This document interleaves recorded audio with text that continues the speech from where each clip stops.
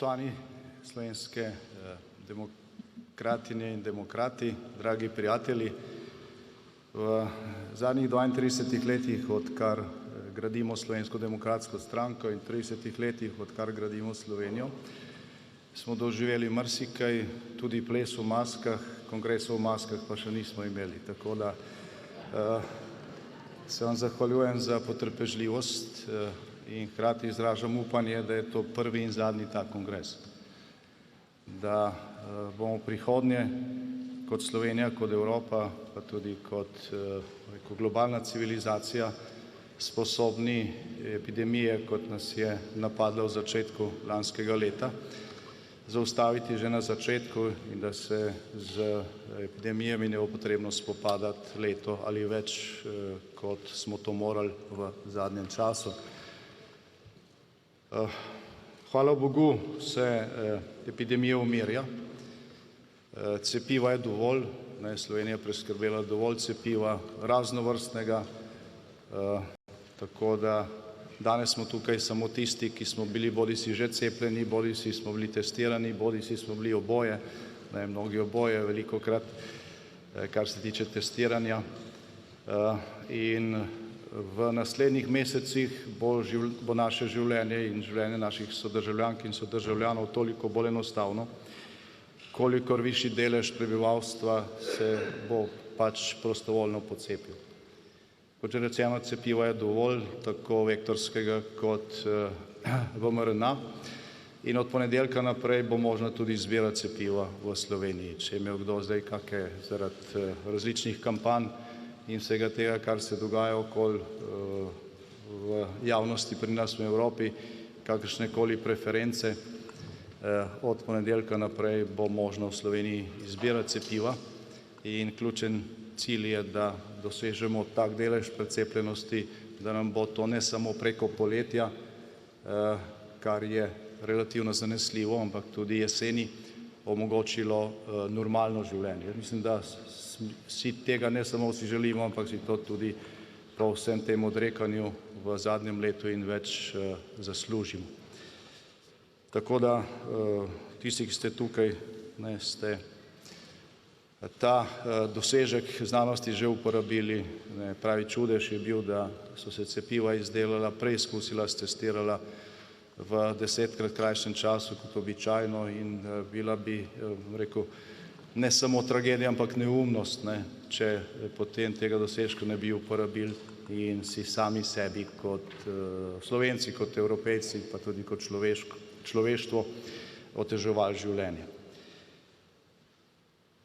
Zdaj naš kongres ali naše kongrese imamo,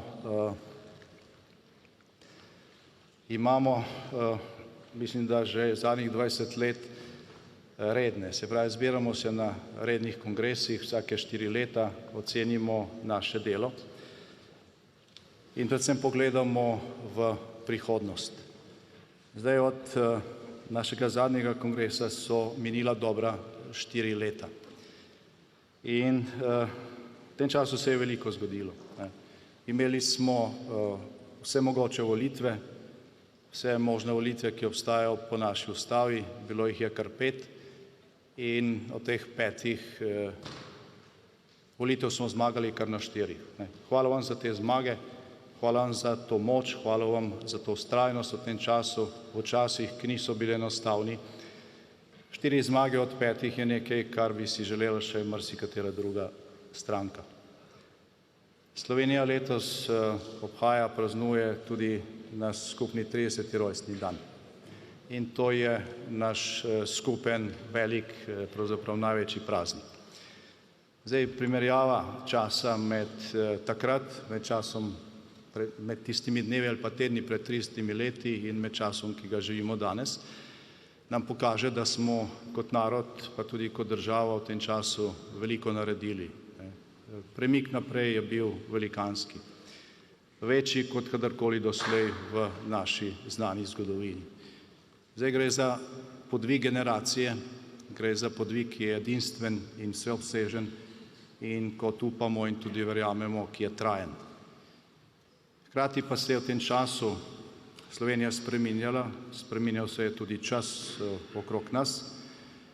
Marsikaj je boljše, nastali pa so tudi novi, takrat pred 30 leti povsem nepredstavljivi izzivi. Tako zunanji in notranji.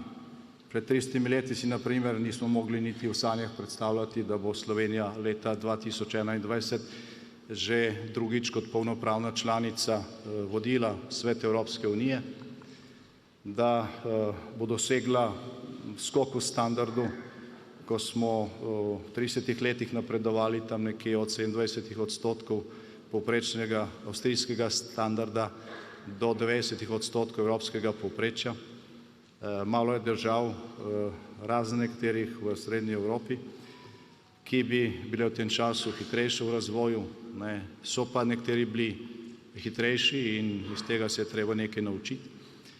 Seveda pa takrat, pred 30 leti, tudi nihče ni verjel, da bo po 30 letih, potem, ko smo končno doživeli prve večstrankarske volitve takrat, da bo potrebno po 30 letih ponovno v parlamentu in sicer braniti predstavniško oziroma parlamentarno demokracijo, enakost pred zakonom, svobodo izražanja, pravico do lastnine in svobodnega podjetništva in vse ostalo, kar nekateri danes postavljajo pod vprašaj.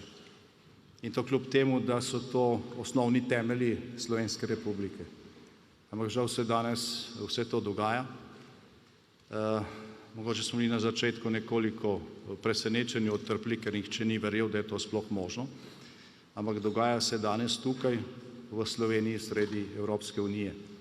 In v javni prostor celo ponovno vračajo govorico iz krutega časa državljanskega spopada v prejšnjem stoletju, vključno z množično in žal nekaznovano uporabo grožnje s smrtjo. Zdaj na vsa ta ogrožanja ustavnih temeljev Slovenske republike, smo zato tudi na tem kongresu prisiljeni odgovarjati in na to odgovarjamo v posebni resoluciji tega kongresa, ki ste jo obravnavali in ki jo bomo kasneje ponovno obravnavali in sprejemali. Spoštovani, Slovenska demokratska stranka, mi vsi skupaj smo edina parlamentarna stranka, ki je nastala v času, ko se je rojevala tudi samostojna slovenska država, v času boja za človekove pravice, boja za demokracijo, boja za samostojno Slovenijo. In Slovenska demokratska stranka je danes edina stranka, ki je nastala takrat, ki je še vedno v enem kosu, še večjem kosu, ker smo se vmes, kot je bilo prej rečeno, združevali razpršene Demosove energije in smo še vedno parlamentarna stranka.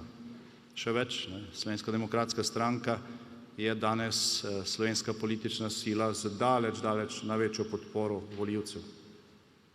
Drži pa, da smo bili v teh zadnjih 30 letih v vladi oziroma v opoziciji, ko smo lahko sokreirali rešitve in jih tudi uveljavljali, zgolj 10 let in 2/3 tega časa v opoziciji.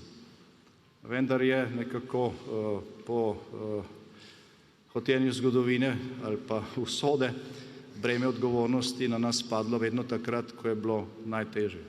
Med osamosvojitvijo, ko je dr. Jože Pučnik vodil koalicijo Demos, med vojno za Slovenijo, med bojem za mednarodno priznanje, v tistem ključnem času med leti 1990 in 1994. V vladi smo bili tudi krajši čas v ključnem času izpolnjevanja pogojev Slovenije za vstop v Evropsko unijo in v NATO leta 2000, pa seveda v času vstopa v evroobmočje, v šengensko območje prostega pretoka ljudi, pa tudi v času vodenja Evropske unije oziroma Evropskega sveta in Sveta Evropske unije v času naše prve vlade, ki smo jo vodili leta 2008. Breme odgovornosti smo imeli tudi v času vrhunca reševanja ekonomske in finančne krize. Leta 2012, ko smo morali na eni sami seji sprejeti več restriktivnih rešitev, kot jih je bilo prej potrebno v 22 letih. In smo s tem mi v letu 2012 rešili Slovenijo pred trojko. Niso tega naredili tisti, ki so kasneje prišli, so se usedli na ta rezultat in denar, ki smo ga zbrali, razdelili tajkunom, ki so zapravili nekatere banke. Pa zdaj obratno govorijo. In seveda breme odgovornosti je na nas v zadnjem letu in več, od časov od marca lanskega leta, ko je bila razglašena epidemija, ko smo vlado morali prevzeti le dan potem, ob praznih skladiščih, ob neupoštevanju nasvetov, ki jih je Svetovna zdravstvena organizacija v Sloveniji dala že 3 leta prej, kako naj se pripravi na epidemijo, in brez resnih načrtov, kako organizirati zdravstvo za spopad s tem izzivom. In seveda breme odgovornosti je na naših ramenih zdaj, ko v bistvu že prevzemamo dosjeje, ki jih je potrebno reševati v okviru Sveta Evropske unije, in ta naloga se začne čez praktično slaba 2 tedna.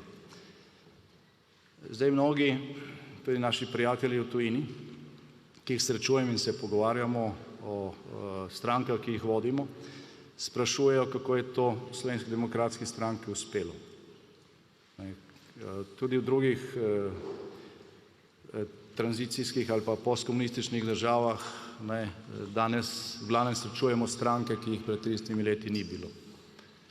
Srečujemo razne nove oblike političnega organiziranja, od katerih so mnoge, tako kot pri nas, pač muhe enodnevnice. Zdaj sprašuje nas, kako je nam uspelo, ne samo, da smo preživeli, ampak da smo obstali in napredovali skupaj z Slovenijo. Sprašuje, kako nam je uspelo, da smo iz stranke, ki je leta, ko smo imeli prve volitve po novi ustavi v Državni zbor leta 1992, takrat smo z manj kot 3,5% komaj prišli v Državni zbor za las. Torej, kako je lahko iz stranke, ki je preživela, ampak komaj preživela tista prva turbulentna leta, nastala vodilna demokratična politična sila v državi. Zdaj verjamem, da vsak med vas pozna veliko odgovorov in vsi so verjetno točni, ker odgovorov je veliko, ampak v generalnem odgovoru na to vprašanje ali pa na to samo spraševanje jaz vidim predvsem 2 glavna bistvena poudarka.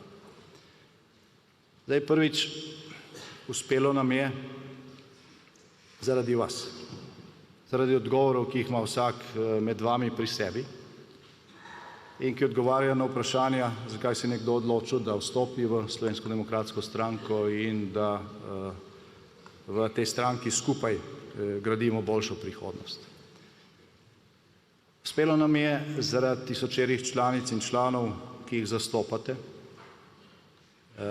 Njih danes ni tukaj, nas pa mnogi spremljajo preko omrežij, ker je ta prenos, ali preko Nove24 TV. In seveda uspelo nam je tudi zaradi tistih, ki se jih na vsakem kongresu spoštljivo spominjamo, kar smo naredili tudi danes na začetku. Zaradi tisočev članov, ki so delali z nami, pa jih danes ni več med nami. Samo od zadnjega kongresa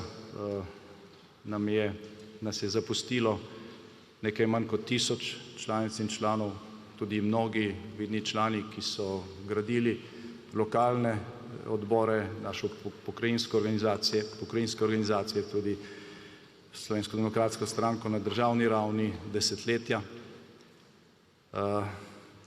In vseh teh se spominjamo in smo jim hvaležni. In smo veseli vseeno, da je namesto teh skoraj 1000, ki so umrli, Slovensko demokratsko stranko v tem času prišlo, mislim, da tam nekje med 6 in 7 tisoč novih članic in članov, tako da smo rasli in da smo danes bistveno močnejši, kot smo bili po pred 4 leti, kljub temu, da smo bili že takrat najmočnejši v Sloveniji. In seveda to nam je uspelo zaradi vseh nas, ki nismo klonili niti v času najtežjih pritiskov, ampak smo vztrajali v demokratičnem boju in na koncu vedno prevladali. In vsega tega, to pa je po moje najpomembnejše, vsega tega pa kljub trudu in naporom in žrtvam, tudi nekateri drugi so se trudili in žrtvovali in tako naprej, pa jim ni uspelo.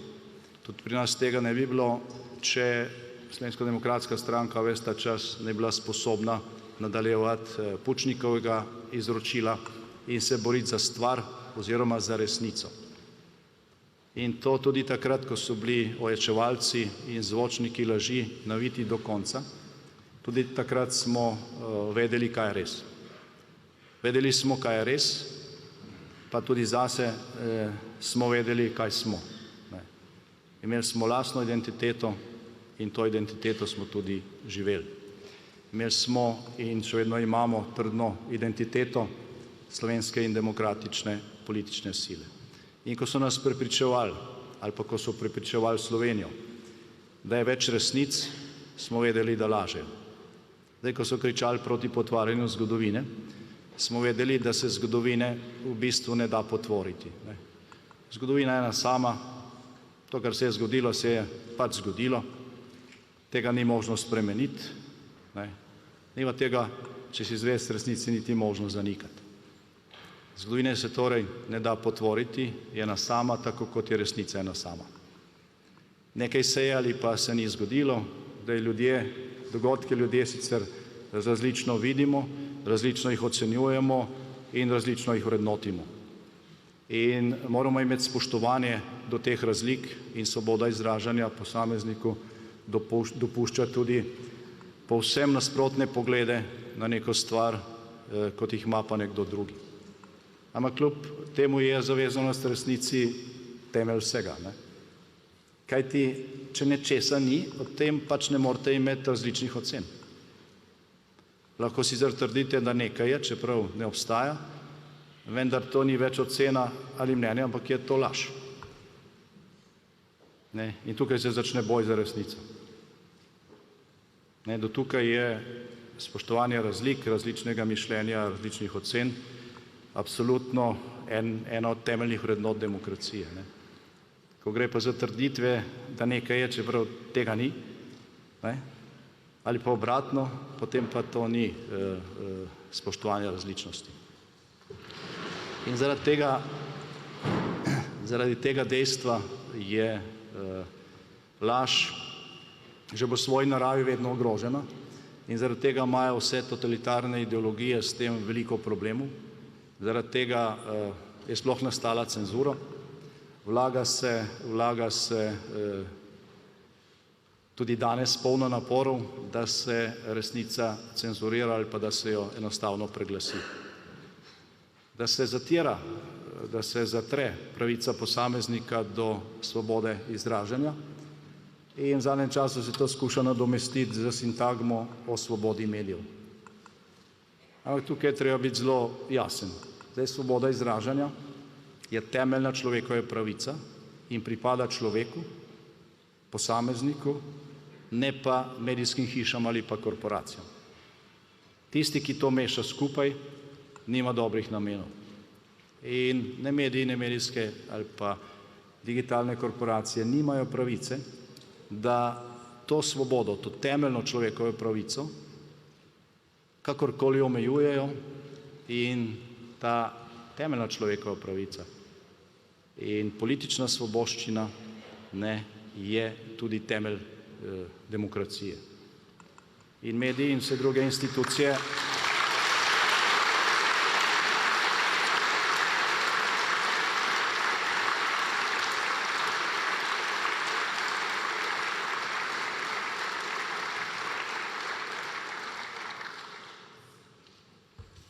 Če imel zdaj na govornici Coca-Colo, bi jo umaknil in bi jo nazdravil z vodo.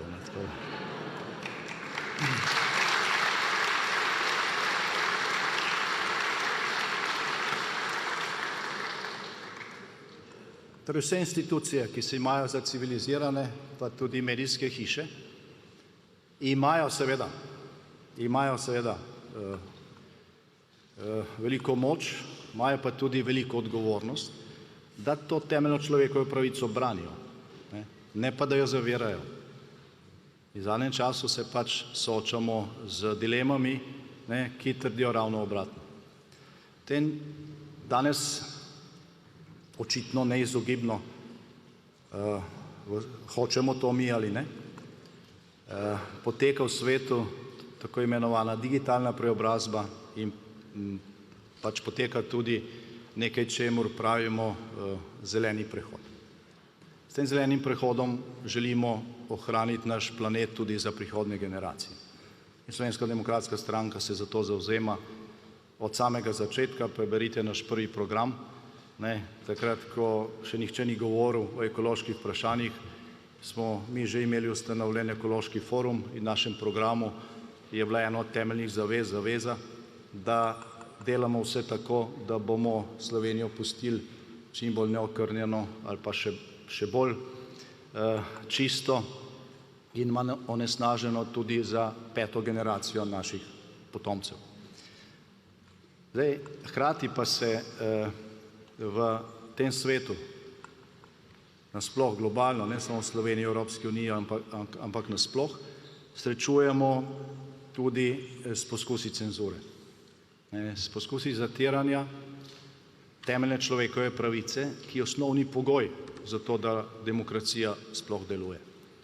Srečujemo se z izkoriščanjem globalizacijskih procesov, tudi za silno bogatenje nekaterih svetovnih korporacij, tako da zaključek zadnjega srečanja 7 najbolj razvitih držav v Angliji, da je pred kratkim, da se uvede korporacijski davek, globalen, je velik korak v pravo smer, da se to obrzda in upamo, da bodo temu sledili tudi koraki, ki bodo preprečevali cenzuro.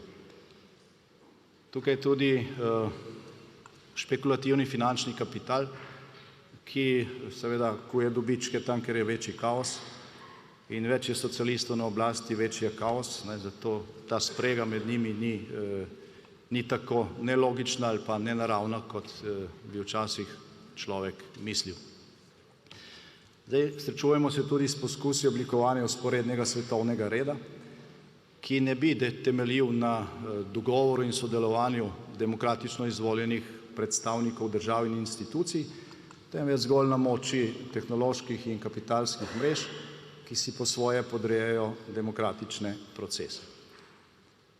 To govorim zaradi tega, ker želim še enkrat poudariti, da je vsa dilema glede demokracije, vsa dilema sodobnega sveta, Evrope in tudi Slovenije, danes pravzaprav zbrana okrog boja za resnico. Karkoli, kar se dogaja širšega, globljega, in vidite to in vam marsikaj ni všeč okrog nas, ko zadeve analizirate in pridete do bistva, vidimo, da gre za boj za resnico. In ta resnica je napadena s cenzuro in s propagando tudi v državah stare, utrjene demokracije.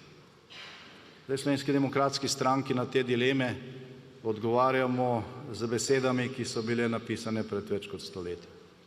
Na te dileme odgovarjamo z Ivanom Cankarjem.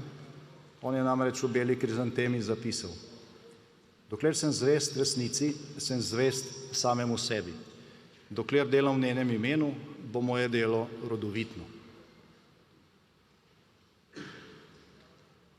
Lahko zgolj dodamo, da to velja tako za posameznika kot za stranko. Velja za Slovenijo, za Evropo in za svet.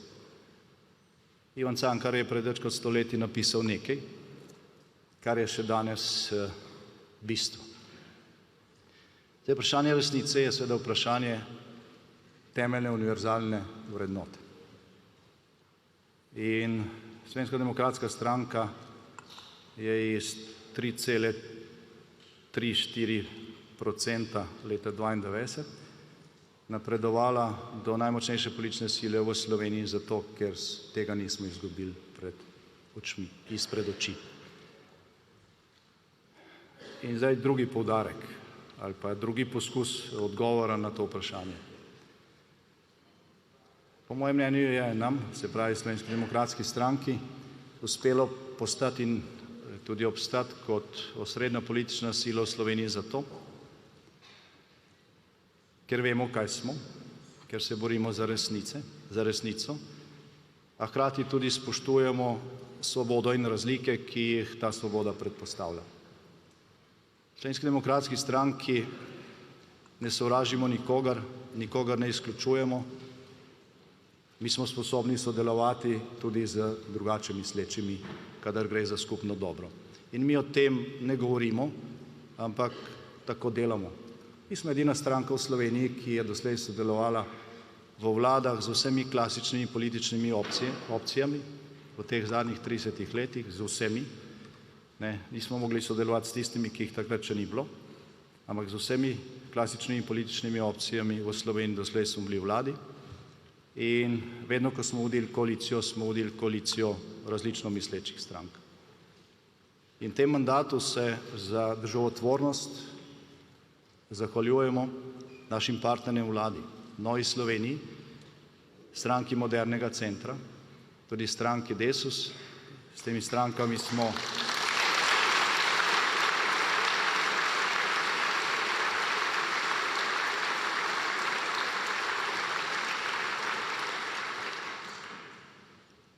mnogi ste bili na tisti seji sveta, kjer smo razpravljali o tem, ali iti na volitve, ki smo jih pravzaprav zahtevali, potem, ko so po naši zmagi drugi sestavili vlado, ali pa v času, ko je grozila velika nevarnost, katere dimenzije takrat sploh še nismo mogli oceniti, tvegati in sestaviti vlado tudi s tistimi, proti kateri smo mi prej vlagali interpelacije, s tistimi, ki so nam jemali mandate v prejšnjih sestavah in s katerimi smo imeli veliko razlik. In številne spopade argumentov v državnem zboru.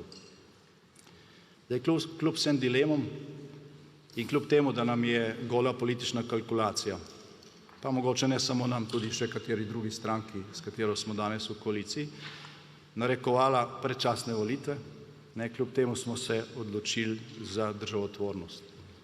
In ko zdaj gledamo nazaj, si lahko samo predstavljamo, kaj bi bilo, če bi ravnali drugače. Zdaj ne bom šel v zadnje leto, ko so nam tisti, ki so povrgli puško v koruzo in pač pustili prazna skladišča, očitali vse živo, vsak ukrep, ki smo ga sprejeli za zajezitev epidemije in tako naprej. Glejte, če bi mi njih pustili takrat, da do volitev vodijo državo, bi Slovenija doživela kaos, kakršnega ni bilo nikoli doslej v zgodovini, niti najbrž v času druge svetovne vojne. Torej, ko gledamo nazaj, vidimo tudi, da smo nekatere ukrepe sprejeli tudi s podporo izven koalicije, tako da zahvaljujemo se tudi tistim poslancem, predvsem Slovenske nacionalne stranke, obema poslancema narodnosti, ki so podpirali te ukrepe, ko je šlo za skupno dobro, ki so podpirali 8 protikoronskih paketov, ki so odmevali tudi v tujini in ki so jih mnogi v tujini tudi kopirali. Pa zahvaljujemo se za podporo tudi vsem drugim poslancem iz koalicije, ki so ali pa kadar so podprli večino ali pa vsaj nekatere nujne rešitve v tem času. Zdaj, ko bo veter zgodovine odpihnil pleve za tega časa, se bodo ta dejanja pač pokazala v pravi luči. V Slovenski demokratski stranki imamo tudi številne prijatelje v Evropi in po svetu. Tudi tukaj smo sposobni sodelovanja preko političnih ločnic. Zdaj, kot ste prej videli, nismo pa vsega objavili, ker podpore še prihajajo. Te podpore dobivamo iz naše politične skupine, pa tudi iz drugih v Evropskem parlamentu. Prišle so podpore iz dveh največjih svetovnih političnih internacional. Podprli so nas voditelji iz 3 različnih evropskih političnih skupin. Tudi doma v vladi smo oblikovali 3 pomembne strateške svete, ki nam pomagajo pri debirokratizaciji, pri reformi socialnih politik, pa tudi pri digitalni preobrazbi. V te svete smo vključili vse, ki so želeli sodelovati, tudi takšne, ki vlado kritizirajo javno. Nič narobe s tem, dobrodošel je vsak, ki je pripravljen prispevati svoje znanje k temu, da bo Slovenija boljša. In Slovenija premore ogromno znanja, se pravi, imamo tudi vrhunske strokovnjake vseh potrebnih profilov. In zavedamo se, da ni vse znanje v vladi, ni vse znanje v državnem zboru, ni vse znanje v institucijah, večina znanja je drugje. In sposobnost vladanja je sposobnost angažiranja tega znanja v skupno dobro.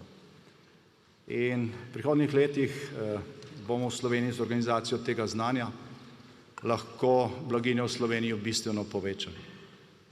Naj navedem samo nekaj ukrepov, ki bodo ljudem prihranili na milijone ur časa, omogočili večje plače, pokojnine in sploh več kvalitetnega časa zase in za družine. Aplikacija za elektronsko gradbeno dovoljenje bo vsak trenutek prihodnosti omogočila dopolnjevanje ter vpogled v status in fazo reševanja vloge, kar bo postopke bistveno pospešilo.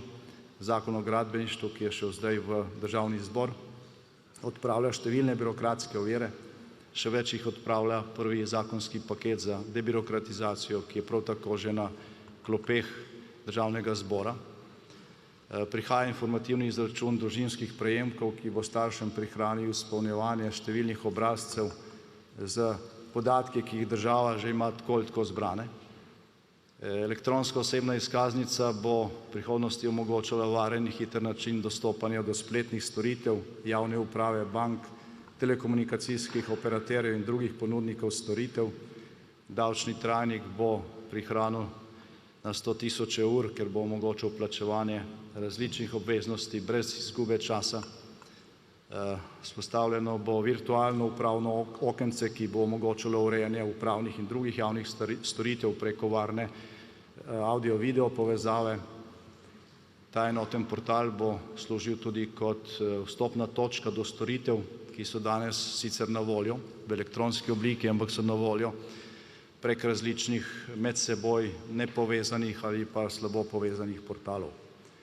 V enotni davčni odločbi v prihodnje bodo zajete vse letne obveznosti posameznikov iz naslova različnih davkov, pa tudi skupni poračun vseh davčnih obveznosti. Za podjetja bomo uvedli sistem, kjer se bo enkrat letno poročalo državnim organom preko enotne platforme in enotnega obrazca. In na podlagi izkušenj, ki smo jih dobili v času boja z epidemijo, bomo zelo poenostavili tudi delo na daljavo. Uvedli bomo sistemske spodbude za institucionalne vlagatelje, kot so zavarovalnice in pokojninski skladi, in to zato, da povečajo svoje deleže v startupih. Mnogo slovenskega znanja danes odhaja v tujino, ker je tam lažje dobiti kapital za startupe. In ta podjetja nastajajo celo na Hrvaškem, ne pa v Sloveniji, zaradi tega, ker imamo pač pretogo zakonodajo. Zdaj, uvedli bomo tudi digitalizacije notarskih storitev in vseh ostalih podobnih storitev, tako da bo večino tega možno opraviti na daljavo, brez izgube časa in trošenja bencina. Zdaj, uvedena bo tudi dohodninska olajšava za domače in tuje strokovnjake, ki se vrnejo oziroma se priselijo v Slovenijo. Rabimo predvsem strokovnjake na področju inženirskih in drugih deficitarnih poklicev z visoko dodano vrednostjo. Mnogi naši rojaki ustvarjajo to dodano vrednost po svetu, zato ker mi doslej nismo bili sposobni ustvariti ugodnega okolja zanje, ker vedno, ko je kdo predlagal te ukrepe, so prišli na plano tisti, ki so opletali z uravnilovko. Obdavčitev opcij in delnic zaposlenih bomo naredili privlačno tako za zaposlene kot za delodajalce. Oblikovali bomo enotno platformo z mobilno aplikacijo, ki bo povezovala različne oblike javnih in drugih prevozov, kot so mestni in primestni avtobusi, vlaki in mestna kolesa. Storitev Uber je bila že uzakonjena na vladi in je zdaj praktično tudi že šla čez parlamentarno proceduro. In nekaj, kar je zelo pomembno, glede na to, da bo ena od največjih transformacij v prihodnosti tako imenovano vseživljenjsko učenje. Na zadnjem socialnem vrhu v Portu, vrhu Evropske unije, smo slišali podatke, iz katerih nedvoumno izhaja, da se Evropa poslavlja od klasičnega šolskega sistema, kjer smo šli v osnovno šolo, pa v srednjo šolo, pa na fakulteto in potem v službo in to je bilo to. To znanje enostavno na ta način ne zadošča več za sodobne izzive. Čaka nas tukaj velika sprememba in ta sprememba ne bo zadevala, če hočemo biti uspešni, seveda samo generacij, ki prihajajo, ampak tudi generacije, ki smo že tukaj. Zato, da se ta prehod olajša, predvidevamo digitalni bon, ki je namenjen spodbujanju tega vseživljenjskega učenja na področju digitalnih veščin. Prioritetno bodo do teh digitalnih bonov upravičeni upokojenci. Osnovne in srednje šole bomo uvedli obvezni predmet računalništva in informatike. Učni proces na šolah vseh stopenj pa bo digitaliziran. Velike korake je naš šolski sistem kljub neupravičenim kritikam naredil že v lanskem letu, ko smo morali praktično čez noč vzpostaviti šolanje na daljavo. S pomočjo že razvitih in preizkušenih orodij za elektronsko oskrbo bomo uvedli tudi elektronske storitve oskrbe na domu za ogrožene starostnike, za invalide, za težje kronične bolnike. S tem se da prihraniti veliko časa in rešiti veliko življenj. Ta rešitev bo pač izhajala tudi iz opredelitev, ki so vsebovane v novem zakonu o dolgotrajni oskrbi. Ta širitev zdravstvenega programa telemedicinskih storitev na vse ciljne skupine je tudi eden od velikih izzivov, ki pa ga tudi s pomočjo sredstev, ki jih imamo zdaj iz različnih evropskih naslovov, zmoremo. V zdravstvu nas čaka še delanje reda pri javnih naročilih. Zakon je koalicija ravnokar vložila, pa tudi digitalizacija cenikov in obračunov zdravstvenih storitev. V prihodnosti bomo v najkrajšem možnem času odprli pisarno, ki bo nudila informacijsko, pravno pa tudi administrativno podporo slovenskim strokovnjakom, ki se želijo vrniti v Slovenijo. In vzpostavili bomo tudi enotno bazo slovenskih strokovnjakov v tujini, ki bo namenjena povezovanju Slovencev, ki živijo izven matice, obravnavanju njihovih težav in seveda tudi vsem tistim ukrepom, s katerim jim bomo skušali povedati, da se okolje za njihovo delovanje v Sloveniji spreminja, da postaja boljše in da so dobrodošli. Zdaj, eden od večjih izzivov, ki se ga praktično velika večina med nami ali pa nasploh v Evropi ne zaveda, je vprašanje kibernetske varnosti. Bolj bomo digitalni, bolj bo to vprašanje relevantno. Slovenija je v svoje prioritete predsedovanja to temo vključila že na samem začetku in smo bili deležni podpore od povsod, tudi nenazadnje na zadnjem zasedanju vrha zveze NATO. In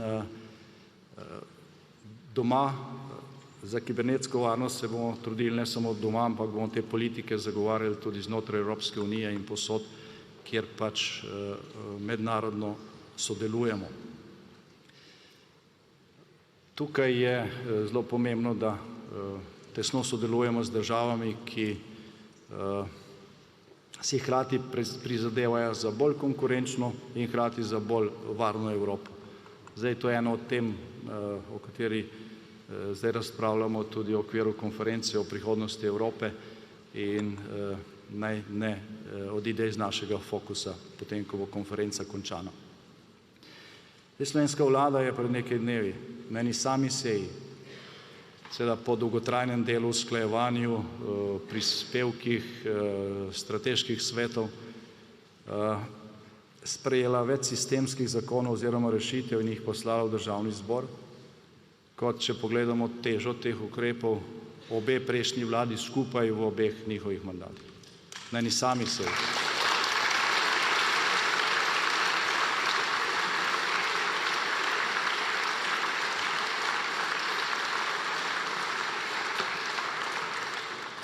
Med temi zakoni je tudi zakon o dolgotrajni oskrbi.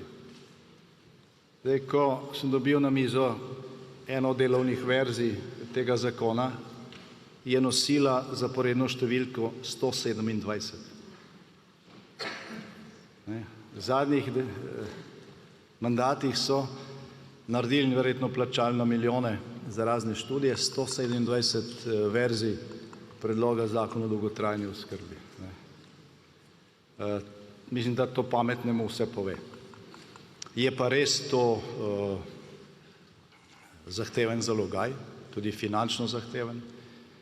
Naš finančni minister je imel veliko dela, ko smo pač usklajevali vire, ampak smo zmogli, ne, in vemo, kaj lahko naredimo, in vemo, da to moramo narediti, ker smo ena zadnjih držav na tej stopni razvoja, ki dolgotrajne oskrbe nima sistemsko urejene. Na 100.000 ljudi trpi zaradi tega, in to ne zato, ker ne bi imeli dovolj denarja ali pa prenizek bruto domači proizvod, ampak zaradi tega, ker je šel denar drugam v tem času.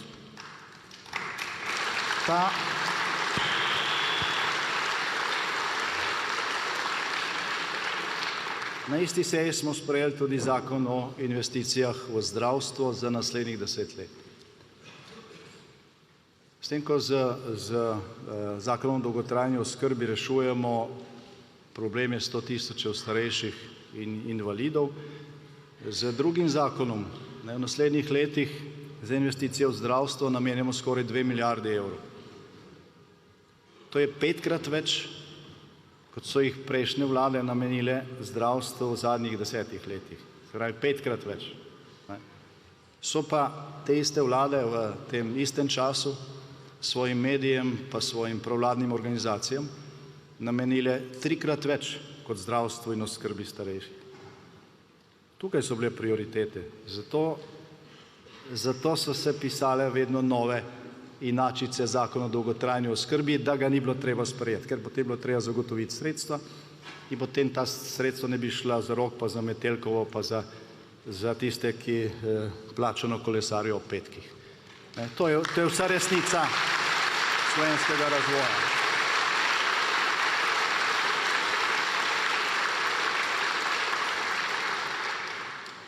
In glavni motiv nasprotovanja sedanji koaliciji, glavni motiv napadov na stranke, ki smo to koalicijo oblikovali, je ravno to. Je ravno to.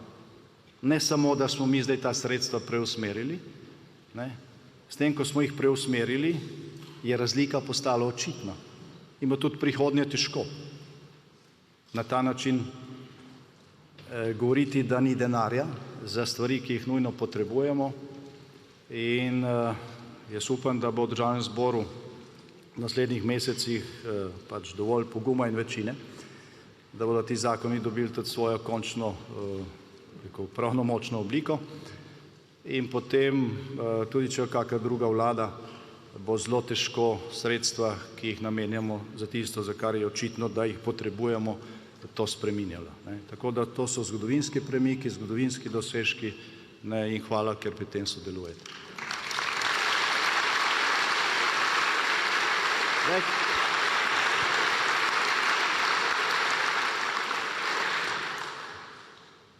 Kot smo napisali na naša ozadja kongresa, na naše spletne strani in kot smo to že dodobra ponotranjili in na nek način posvojili, v zadnjem času naše napore združujemo okrog gesla Gradimo Slovenijo. V Slovenski demokratski stranki gradimo Slovenijo. To je naš temeljni cilj in temeljno sporočilo Slovenkam in Slovencem ob 30. obletnici slovenske državnosti. Torej, v Slovenski demokratski stranki gradimo Slovenijo. Prepiri nas ne zanimajo. Če nas napadajo, se znamo braniti, o tem naj nihče ne dvomi, smo močnejši kot kadarkoli, a naš pogled je usmerjen v naslednjih 30 let. Ob 30. obletnici slovenske državnosti je naš pogled usmerjen predvsem v naslednjih 30 let. Usmerjen je v priložnosti, ki obstajajo, v priložnosti, ki bi mogoče že bile nekatere lahko izkoriščene, pa niso bile. Predvsem pa v priložnosti, ki so nastale in ki jih je danes več kot kadarkoli doslej. Tudi zaradi nas in zato gradimo. Gradimo Slovenijo, ki je utemeljena na resnici. Gradimo Slovenijo, ki je utemeljena na spravi. Gradimo Slovenijo, utemeljeno v vrednotah njene osamosvojitve. In gradimo Slovenijo, v kateri bo tudi v prihodnje odmeval glas zvonov in v kateri bodo griči še naprej posejani s cerkvami. In